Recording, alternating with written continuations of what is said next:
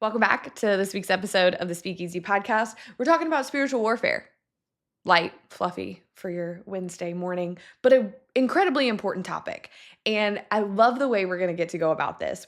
I've had multiple episodes about this subject, but today's guest, Tilly Dillehay, is the author of My Dear Hemlock, and it is a reimagining of the Screwtape Letters by C.S. Lewis, which I love. It's a great read. My husband and I actually just listened to it on audio, but this is written from a female perspective. So it's a female demon and a female patient, and it goes so much more in depth into the female specific experience, right? Because Screwtape Letters doesn't talk about motherhood. It doesn't talk about marriage from the woman's perspective, or really marriage at all, because the patient stays single. And she has pulled it into current times. And so we spent a lot of time in this conversation talking about our attention spans and how that is the primary battlefield that the enemy functions on and often wins ground.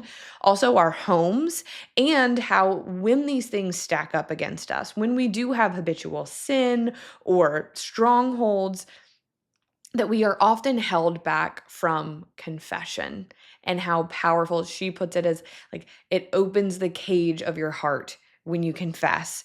And it was so great to have this conversation with someone that has written a whole book about how the enemy thinks about this. Like, we have to acknowledge that we have an enemy, that he is working to destroy all of the good things that God has given us. And then, okay, how do we fight back? How do we fight him? And the first thing is just an awareness. And I know that there are people on all sides of this spectrum who give the enemy a ton of credit and power and that give him none. And we are going to find some middle ground here, which is what we always try to do around here, and acknowledge the reality of the battle that we are against, but also the good ground that we can take and how God plays a part in that as well. So this is a great conversation to listen to, regardless of if you are a mom or not, because we are all struggling with these things. But there are definitely some tidbits in there that even made me as a mother go, oh, yeah, okay.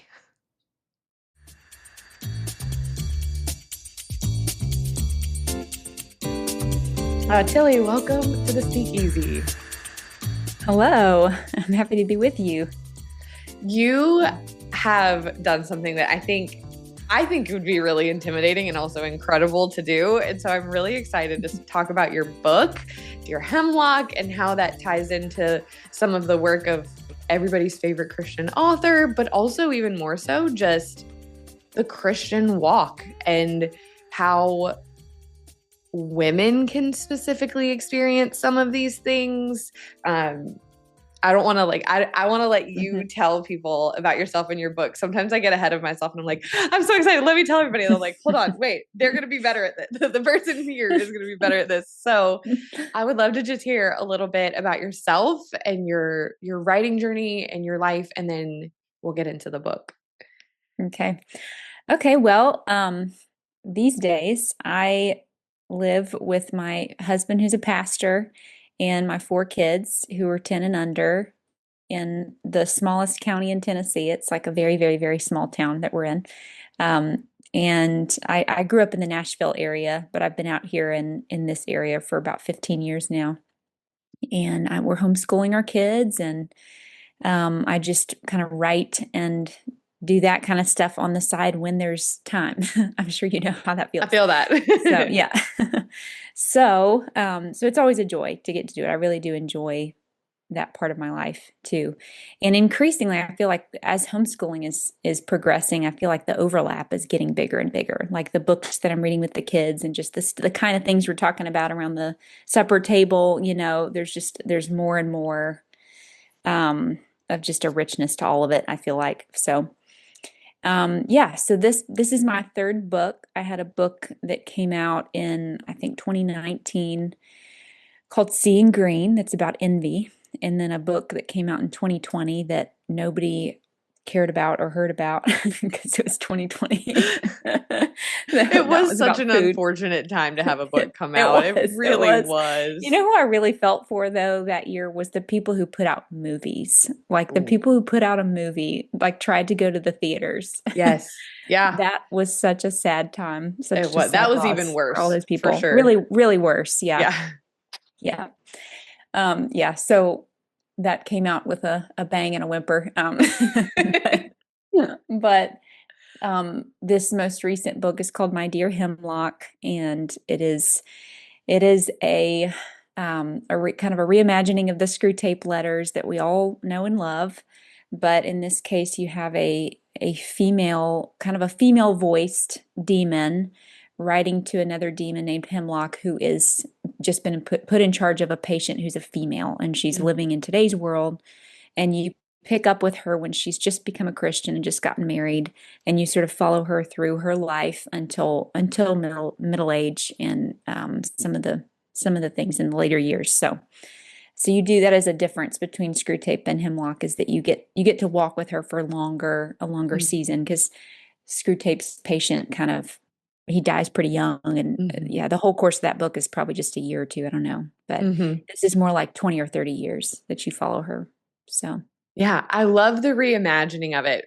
I got really excited when we got the email for this book because my husband had started listening to the Screwtape Letters. I don't know mhm. if people know this, but John Cleese read it. It's on Yes. Spotify and it's Yes. phenomenal. And so we were Unbelievable. in deep. Like he started it and then he put it on when I was in the truck with him one day and I was like, "Hold up. Wait, I want to listen to this too." And so John Cleese. I mean, what a perfect I characterization for mean, that character too, because he wrote a complete character. Like, the voice of mhm, Screwtape is so vivid, this mhm. sort of sardonic, Yep. like just vain. It's just, yeah, it's so He's clear. perfect. It's Perfect John Cleese. perfect. And Yeah. so when I got your email, we had actually had a conversation. My husband and I had a conversation. So I made him wait. I was like, "Hold on, let me catch up and then we can like keep going." And so we're done now, but we've been listening to it together That's great. and it really was kind of like crazy timing. And so I was telling him about My Dear Hemlock and how it was from the it was like I love that it's female demon, female patient, right? Because Hmm. I was kind of expecting it to maybe like be a mix. Because I don't know about you, I do have a tendency to think about demons in the masculine for Hmm. sure, Right. And so that Yeah. was like a cool Yeah. kind of perspective shifting thing. And then also just that, yes, like Screwtape Letters, like anybody can read that, and it's the struggles are they can span gender, but it's Right. still male driven. And so I was Right. like, wait, this Yeah. is so cool. Yeah, I mean, there were a lot of things that it was like, wow, Lewis wouldn't have had any reason to try to address this thing, like, Mm. motherhood, or, he Yeah. wasn't his patient is single the whole book. There's no marriage stuff, which I'm like, oh man, so much that needs to be talked about when it comes to, like, what do the demons want with your marriage? Yeah. So yeah, I mean, it was like kind of ripe for the plucking. And what happened was I wrote a blog post in this voice in like Okay. 21, because I wanted to write about specifically the phenomenon that I had noticed, with certain women thinking that they had married down.